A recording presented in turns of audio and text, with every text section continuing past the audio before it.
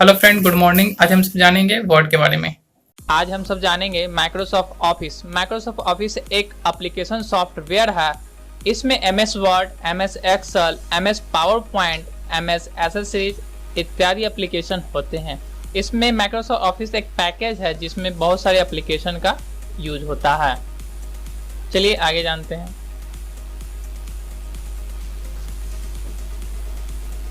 Microsoft office word 2007 अर्थात Microsoft office word 2007 के बारे में हम सब आज जानेंगे। सबसे पहली बार हम जानेंगे कि माइक्रोसॉफ्ट वर्ड 2007 कैसे स्टार्ट किया जाता है।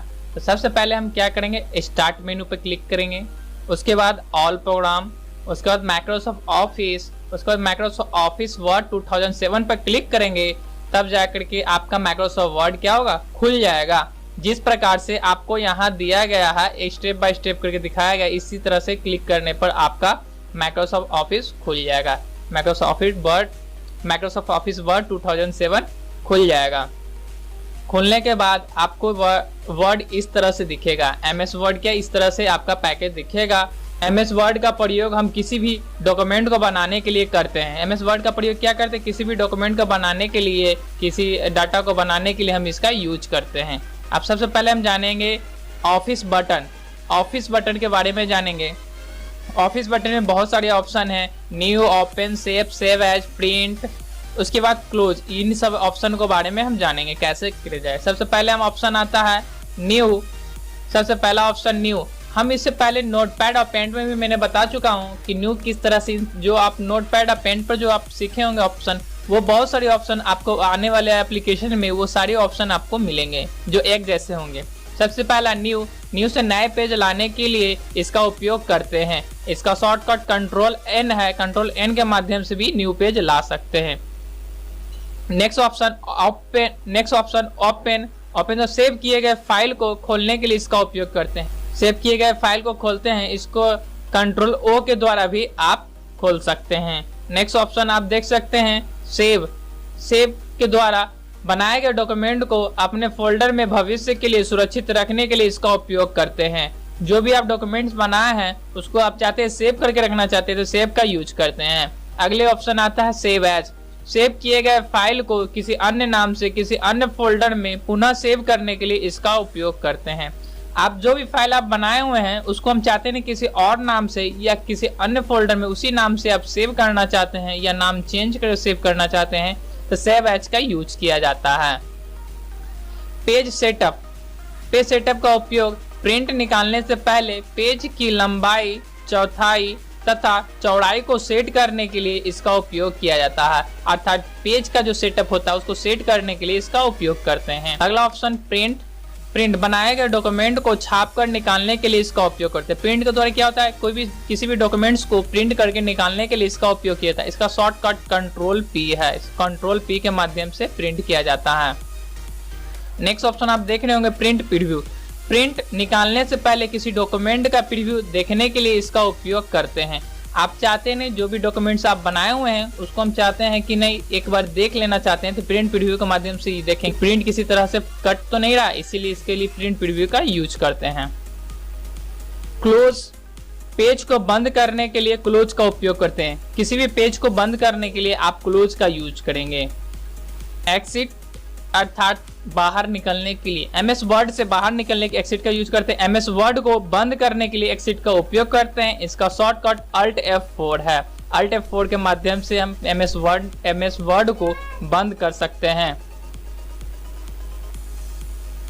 होम मेनू पर जानेंगे। होम मेनू में बहुत सारे ऑप्शन है जो कि यहाँ पर आपको दिखाया जा रहा है। होम मेनू में सबसे पहले हम जानेंगे क्लिपबोर्ड में आप देख रहे होंगे paste, cut, copy, format, printer, इन्हीं सब के बारे में अब जानेंगे। सबसे पहले जानेंगे कट। सेलेक्ट किए गए इमेज या टेक्स्ट को कट करने के लिए इसका उपयोग करते हैं, जिसका शॉर्टकट कंट्रोल X के माध्यम से भी आप कट के यूज कर सकते हैं। कॉपी। सेलेक्ट किए गए इमेज या टेक्स्ट को कॉपी करने के लिए इसका उपयोग करते हैं, इसका शॉर्टकट कंट्रोल C के माध्यम से भी आप कॉपी कर सकते हैं।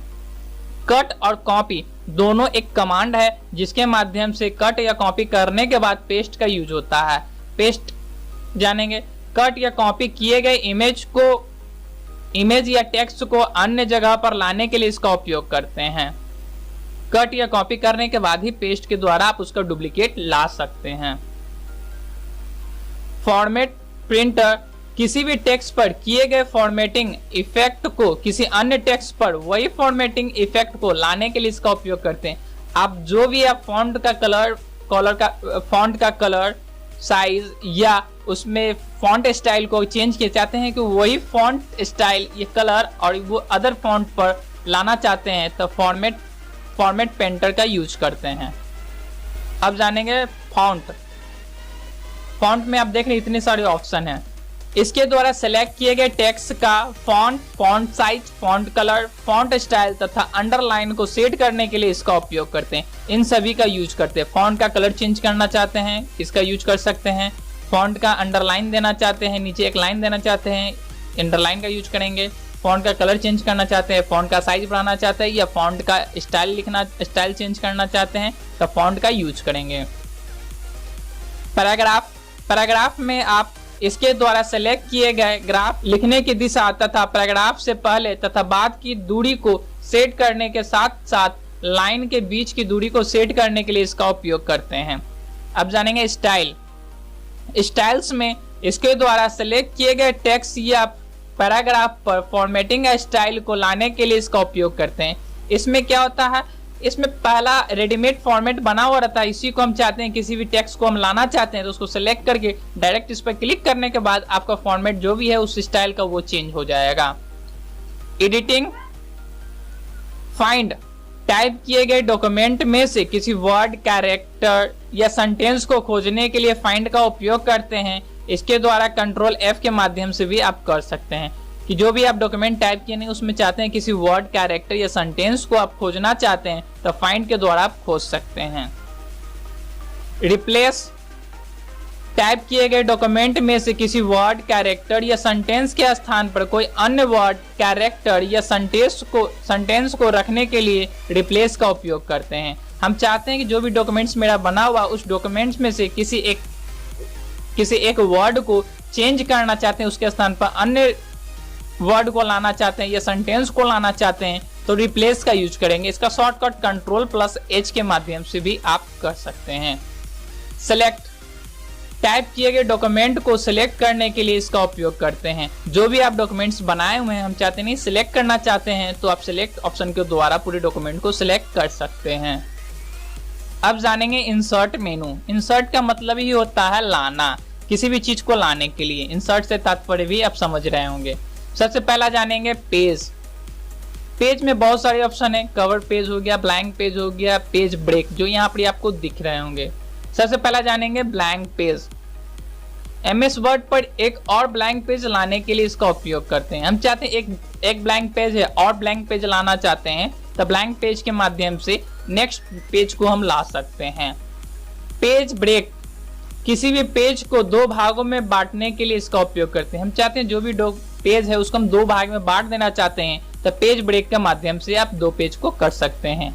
कवर पेज किसी भी डॉक्यूमेंट के स्टाइल कवर पेज लाने के लिए इसका उपयोग करते हैं। हम चाहते हैं फर्स्ट फ्रंट जो हो वो स्टाइलिश पेज होना चाहिए तो इसके माध्यम से आप ला सकते हैं। अब जानेंगे टेबल। इंसर्ट टेबल और ड्रॉ टेबल।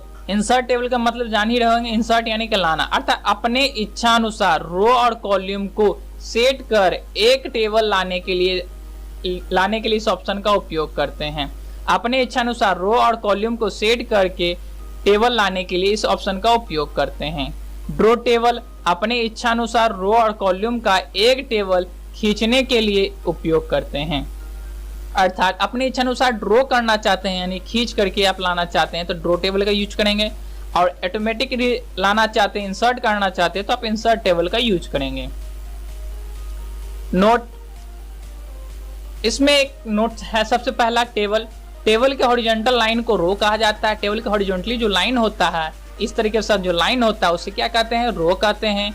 और टेबल के वर्टिकल लाइन को हम कॉलम कहते हैं। ऊपर से नीचे जो खींचा हुआ रहता है उसको हम कॉलम कहेंगे। सेल, रो और कॉलम के मिलने से बनने वाले बॉक्स को सेल कहते हैं। रो और कॉलम से जो मिलकर बनता है छोटा छोटा बॉक्स बनेगा उसे हम क्या कहेंगे, सेल कहेंगे।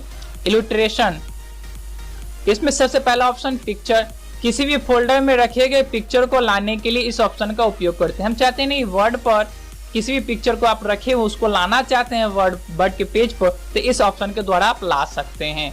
क्लिप आर्ट में कार्टूनी पिक्चर को, क्लिप आर्ट के द्वारा कार्टूनी पिक्चर को लाने के लिए इस ऑप्शन का उपयोग करते हैं। हम चाहते हैं वर्ड पर कार्टूनी पिक्चर लाना चाहते हैं तो क्लिप आर्ट के माध्यम से आप ला सकते हैं। शेप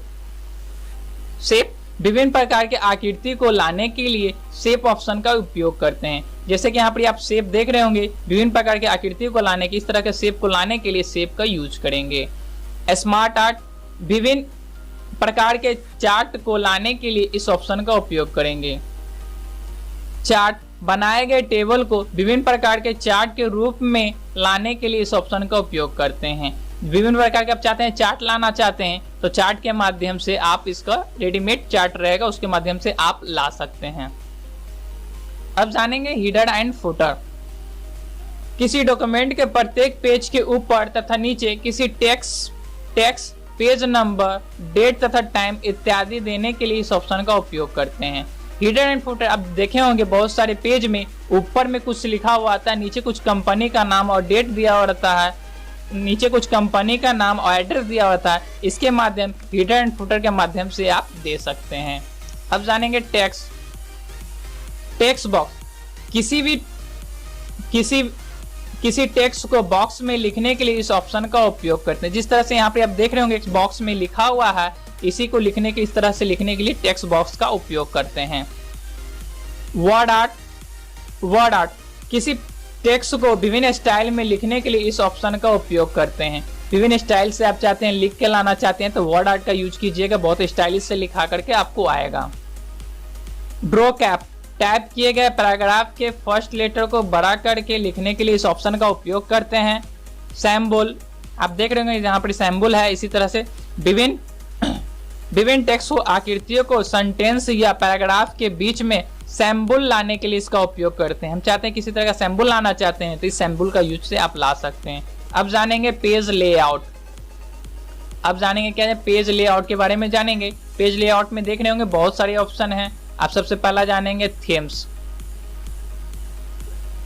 बनाए गए डॉक्यूमेंट के बने बनाए रेडीमेड स्टाइल में सेट करने के लिए इस ऑप्शन का उपयोग करते हैं। हम चाहते हैं जो भी डॉक्यूमेंट बनाए हैं उसको रेडीमेड स्टाइल्स की लाने के लिए ये आपका थीम्स का यूज करेंगे। पेज सेटअप अर्थात पेज की सेट करने के लिए सबसे पहला जानेंगे मार्जिन।